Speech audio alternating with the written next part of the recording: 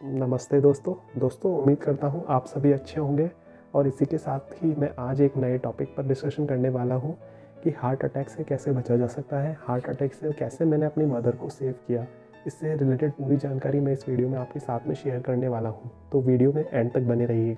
दोस्तों, अगर आप चैनल पर नए हैं तो चैनल को सब्सक्राइब जरूर कर लें। मैं हेल्थ और लाइफस्टाइल से रिलेटेड वीडियोस इस चैनल पर लाता रहता हूँ जो कि आपको स्वस्थ रखने में काफ़ी मदद करेंगी, तो प्लीज़ चैनल को सब्सक्राइब जरूर कर लीजिएगा।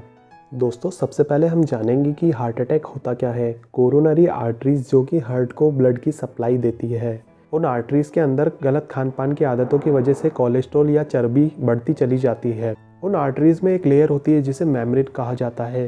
कोलेस्ट्रॉल या चर्बी की वजह से मेम्ब्रेन का आकार बढ़ता चला जाता है और अंत में वो बर्स्ट कर जाती है, जिससे आर्टरीज में कोलेस्ट्रॉल का क्लॉट बन जाता है और वो आर्टरीज को ब्लॉक कर देता है, जिससे हार्ट को ब्लड की सप्लाई रुक जाती है, जिसे हार्ट अटैक कहा जाता है। दोस्तों, मैं आपको बताऊंगा कि मेरी मदर की तकलीफ़ कैसे स्टार्ट होती है और उन्हें कैसे स्वस्थ किया। दोस्तों, उनके शुरुआती स्टेज में ये होता था कि जब भी वह चलती थी तो चलते ही उनके लेफ्ट हैंड से दर्द स्टार्ट होता था और गले से होकर के सर दर्द होने लगता था, जो कि काफ़ी तेज़ हुआ करता था और वह 1 से 1.5 मिनट तक रहता था।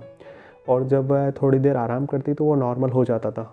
तब हमने उस समय अस्थमा के डॉक्टर को दिखाया था, क्योंकि हमें ये मालूम हो रहा था कि उनके चलने से ही उनको दर्द हो रहा है, तो हमें ऐसा लगता था कि उनको सांस में तकलीफ़ है। इस वजह से हमने उन्हें अस्थमा के डॉक्टर को दिखवाया। डॉक्टर ने उनके काफ़ी सारे टेस्ट वगैरह करवाए, ब्लड टेस्ट, ईसीजी वगैरह, लेकिन सभी नॉर्मल ही आ रही थी। इसके बाद में हमने काफ़ी सारे डॉक्टर्स वगैरह भी बदले, लेकिन इसका कोई सॉल्यूशन नहीं निकल पा रहा था। उसके बाद में दर्द धीरे धीरे बढ़ता चला गया। फिर उनको पेशाब जाने में भी यही दिक्कत का सामना करना पड़ रहा था। वह जब भी पेशाब जाती तब उनके ये दर्द स्टार्ट हो जाता और दर्द इतना ज़्यादा होता था कि उनसे सहन नहीं होता था। हमसे ये सारी कंडीशन उनकी देखी नहीं जाती थी।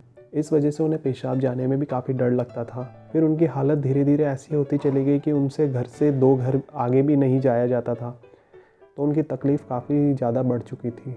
फिर अस्थमा के डॉक्टर ने उन्हें कार्डियोलॉजिस्ट के पास में रेफ़र किया। फिर कार्डियोलॉजिस्ट ने कुछ टेस्ट किए, जिसमें blood test, ECG, eco 2D वगैरह था, जिससे हमें ये मालूम हुआ कि इन्हें हार्ट की प्रॉब्लम है। फिर उन्होंने एंजियोग्राफी की सलाह दी।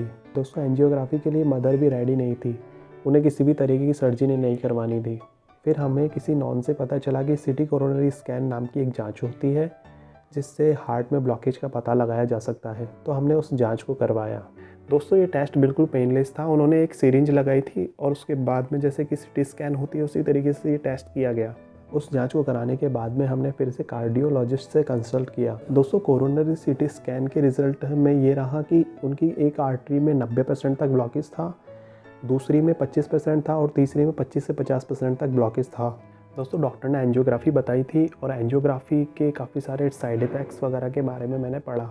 जैसा कि इसमें होता है कि तार को आर्टरीज में डाला जाता है, जहाँ भी ब्लॉकेज होता है वहाँ एक स्टंट लगा दिया जाता है, लेकिन जो स्टंट लगाया जाता है वो कुछ समय तक ही रिलीफ दे पाता है, क्योंकि कोलेस्ट्रॉल स्टंट के आसपास फिर से इकट्ठा होने लगता है, जिससे फिर से ब्लॉकेज बनने लगता है और हमें फिर से एंजियोग्राफी की ज़रूरत पड़ती है। ये प्रोसेस 2 या 3 बार तक ही सफल हो पाता है। इसके बाद में इंसान इस प्रोसेस को ही झेल नहीं पाता है, क्योंकि ये काफ़ी पेनफुल होता है और इसके रिस्क फैक्टर काफ़ी ज़्यादा है। तो इस वजह से मुझे तो बिल्कुल भी ये ठीक नहीं लगा कि एंजियोग्राफी करवानी चाहिए। और जैसा कि मेरी मदर को सर्जरी से डर भी लगता था, तो इस वजह से मदर भी एग्री नहीं थी। दोस्तों, इसके बाद में मैंने इसके बारे में स्टडी करना स्टार्ट किया कि ये किन कारणों से होता है और इसे नेचुरली कैसे ट्रीट किया जा सकता है।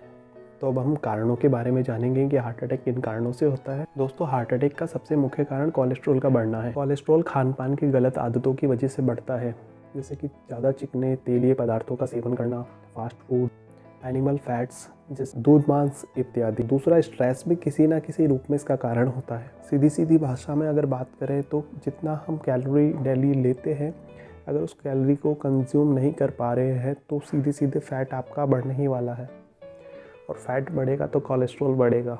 सामान्य मात्रा से ज़्यादा खाना भी कोलेस्ट्रॉल बढ़ने का एक मुख्य कारण होता है। ओवर ईटिंग भी कोलेस्ट्रॉल बढ़ने का एक मुख्य कारण है। फिज़िकल मूवमेंट से दूर रहना, फिज़िकल फिटनेस पर ध्यान ना देना, एक्सरसाइज, वर्कआउट या फिर रनिंग, जॉगिंग कुछ भी ना करना, ये भी एक मुख्य कारण होता है हार्ट अटैक का। दोस्तों, बीपी और शुगर का बढ़ना भी हार्ट अटैक का मुख्य कारण है। दोस्तों, गलत खान पान, स्मोकिंग, ड्रिंकिंग, ये भी हार्ट अटैक का मुख्य कारण है। दोस्तों, यूट्यूब पर आपको हज़ारों वीडियो मिल जाएंगे जिसमें बताया गया है कि आप ये खाइए जिससे आपका हार्ट मजबूत होगा, आप वो खाइए जिससे आपके हार्ट को पावर मिलेगा। लेकिन आपकी नॉलेज के लिए बता दूं, हार्ट अटैक से बचने के लिए हार्ट अटैक के कारण को हटाना बहुत ज़रूरी है। दोस्तों 100 में से 30 लोग हॉस्पिटल में हार्ट अटैक की वजह से मरते हैं। दोस्तों हमें कैसे पता चलेगा कि हमें भी हार्ट अटैक हो सकता है या फिर हमें हार्ट डिजीज़ होने वाली है? अगर हम इसे सीधे सीधे समझते हैं तो हमारा अगर वज़न BMI से ज़्यादा है तो उस कंडीशन में हमें हार्ट अटैक आने के 90% तक चांसेस है। और अगर हमने BMI के अकॉर्डिंग अपना वज़न मेंटेन करके रखा तो हार्ट डिसीज़ होने के बिल्कुल ही ना के बराबर चांसेस है। दोस्तों मैं अब आपको बताऊंगा कि मैंने मेरी मदर को कैसे हार्ट अटैक से सेव किया और उनके सिम्टम्स को कैसे बिल्कुल ख़त्म किया। दोस्तों सबसे पहले मैंने एक वेट स्केल परचेज़ किया और उनकी हाइट के अकॉर्डिंग उनका वेट 10 kg ज़्यादा था और उस 10 kg वेट को कम करना ही मेरा मेन टारगेट था। दोस्तों मेरी मदर की हाइट 4 फीट 11 इंचज़ है और इनका वेट 65 kg था, जिसे मुझे 55 kg तक करना था और जो कि 10 kg एक्स्ट्रा फैट शरीर में कोलेस्ट्रॉल के रूप में जमा हो रखा था उसे ख़त्म करना था और उसके सोर्सेज को ख़त्म करना था। दोस्तों मेरी मदर की एज 65 ईयर्स है और यही मेरे लिए सबसे बड़ा टास्क था, क्योंकि उनसे ज़्यादा शारीरिक श्रम मैं करवा नहीं सकता था, क्योंकि वो उनसे हो भी नहीं पाता, उम्र ज़्यादा थी।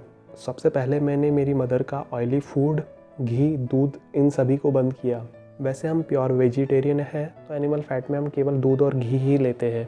और उनकी डेली डाइट में मैंने रोटी की क्वांटिटी कम करके वेजिटेबल्स, बॉइल्ड वेजिटेबल्स, फ्रूट्स, सलाद इनकी क्वांटिटी इंक्रीज़ की और शरीर में फ़ैट इंक्रीज़ करने वाली चीज़ों को बिल्कुल बंद कर दिया। और इनके अलावा मैंने शुरुआती 3 महीनों के लिए कुछ प्रोडक्ट्स का सहारा लिया, जो कि प्रोडक्ट्स हर्बल लाइफ कंपनी के थे।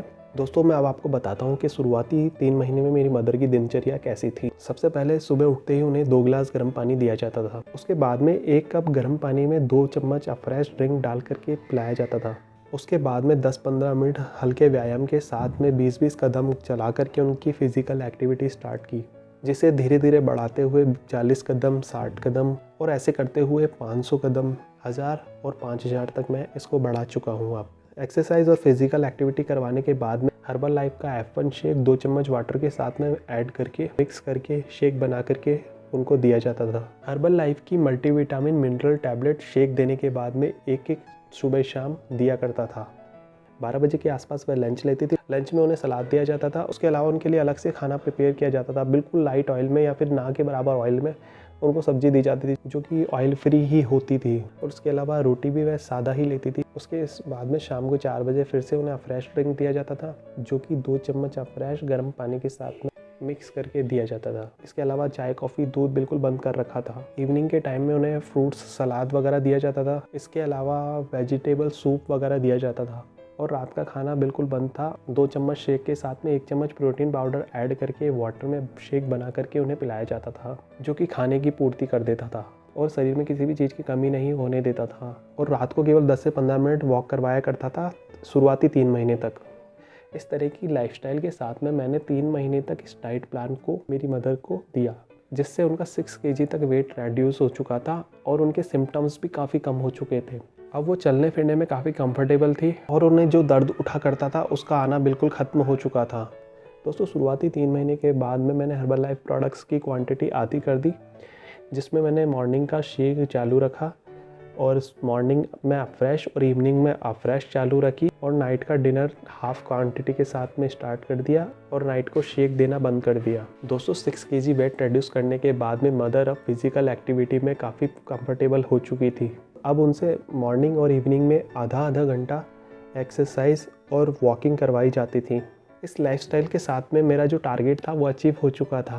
दोस्तों 55 kg वेट अचीव करने के बाद में अब मदर हर्बल लाइफ के प्रोडक्ट्स नहीं लेती है। अब वह खाने पीने का पूरा ध्यान रखती है। सुबह शाम 1-1 घंटा वॉकिंग एक्सरसाइज करती है और अपने निर्धारित वजन से ज़्यादा वजन बढ़ने नहीं देती है, जिससे वह अब बिल्कुल फिट है और उन्हें किसी भी तरीके की हार्ट डिजीज़ का कोई भी सामना नहीं करना पड़ रहा है। दोस्तों मेरी मदर के केस में उनकी एज ज़्यादा होने के कारण मैंने हर्बल लाइफ प्रोडक्ट्स का सहारा लिया। आपकी एज 50 के आसपास है और अगर आप फिज़िकल एक्टिविटी कर पा रहे हैं तो मैं आपको रिकमेंड करूंगा कि आप डाइट का पूरा ध्यान रखें। डाइट में से आप घी, दूध, चीनी, तेल इनको बिल्कुल हटा दें और फ्रूट्स में से आप केला, चीकू, आम इनका बिल्कुल सेवन ना करें। बाकी के सभी फ्रूट्स आप ले सकते हैं। इसके अलावा आप मांस, मदिरा, स्मोकिंग, तंबाकू इन सबको बिल्कुल बंद कर देवे, सादा भोजन लेवे और फ्रूट्स वेजिटेबल की क्वांटिटी ज़्यादा रखें। मॉर्निंग में 1 चम्मच रोस्टेड चिया सीड्स लेवें और दिन की शुरुआत 2 गिलास गर्म पानी के साथ करें और अपना वजन BMI के अनुसार कंट्रोल करने की कोशिश करें। इससे आप हार्ट डिजीज़ से पूर्णतया मुक्त हो सकते हैं। दोस्तों, अगर आपने मेरा स्ट्रेस मैनेजमेंट पर वीडियो नहीं देखा है तो आप आई बटन पर क्लिक करके इस वीडियो को देख सकते हैं और उम्मीद करता हूँ आपको दी गई जानकारी काफ़ी पसंद आई होगी। तो वीडियो को लाइक शेयर, चैनल को सब्सक्राइब करके जाना ना भूलें। तब तक के लिए नमस्कार।